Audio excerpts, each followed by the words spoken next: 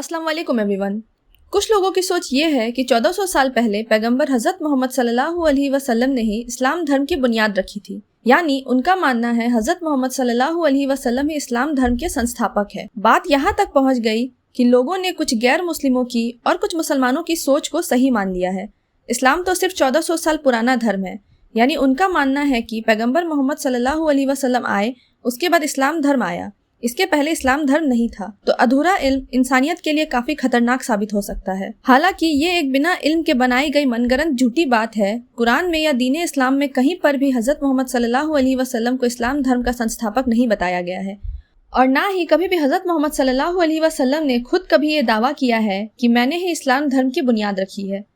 तो आइए जानते हैं कि इस्लाम धर्म कितना पुराना है और इसकी सबूत क्या है, और ईसाई, यहूदी और मुसलमान इन धर्मों का आपस में क्या रिश्ता है, और यहूदी और ईसाई भी अल्लाह को मानते थे। चलिए शुरू करते हैं।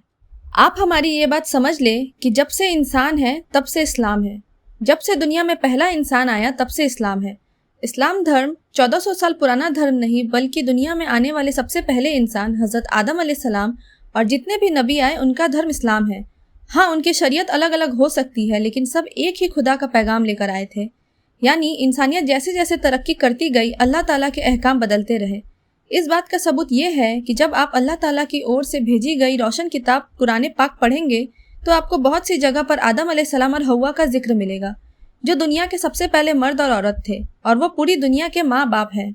जब हज़रत आदम अलैहिस्सलाम और हव्वा से इंसानी आबादी बढ़ने लगी तो उनमें से कुछ लोगों ने जिहालत में पड़ जाने की वजह से अल्लाह ताला को छोड़कर बुत परस्ती शुरू कर दी। तब अल्लाह ताला ने लोगों की हिदायत और सही रास्ता दिखाने के लिए पैगंबरों को भेजना शुरू किया, जो एक अल्लाह के इबादत का हुक्म देते थे और बुत परस्ती से रोका करते थे। हर पैगंबर एक खास बस्ती, इलाका या शहर के लिए आया करते थे, और ये सिलसिला लाखों हजारों सालों से चलता आ रहा था।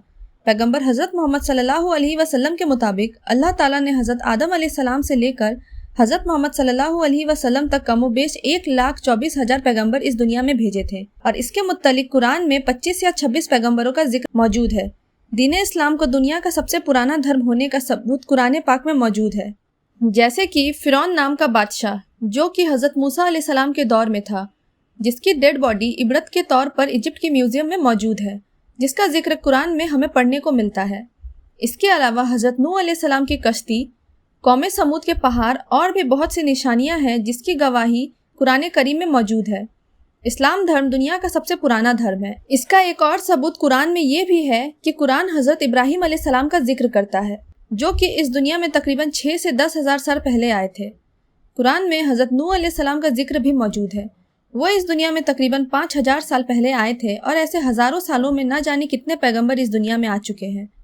हज़रत मोहम्मद सल्लल्लाहु अलैहि वसल्लम की बात की जाए तो वो आखिरी पैगंबर है, और हज़रत मोहम्मद सल्लल्लाहु अलैहि वसल्लम भी वही पैगाम लेकर आए थे जो बाकी सारे पैगंबर लेकर आए थे, यानी एक खुदा की इबादत करना। बस फर्क इतना सा था कि दूसरे सभी पैगंबर अपने बस्ती और एक खास जगह के लिए आए थे, जबकि हज़रत मोहम्मद सल्लल्लाहु अलैहि वसल्लम को पूरी दुनिया के लिए रहमत बनाकर भेजा गया था। आप ये बात जानकर दंग रह जाओगे कि पहले ईसाई और यहूदी भी मुसलमान थे, पर इन लोगों ने अपने पैगंबरों को हज़रत ईसा अलैहिस्सलाम और हज़रत मूसा अलैहिस्सलाम को अल्लाह का बेटा करार दे दिया और अपना खुदा पुकार लिया, जिसके बिना पर ये लोग इस्लाम धर्म से बाहर हो गए।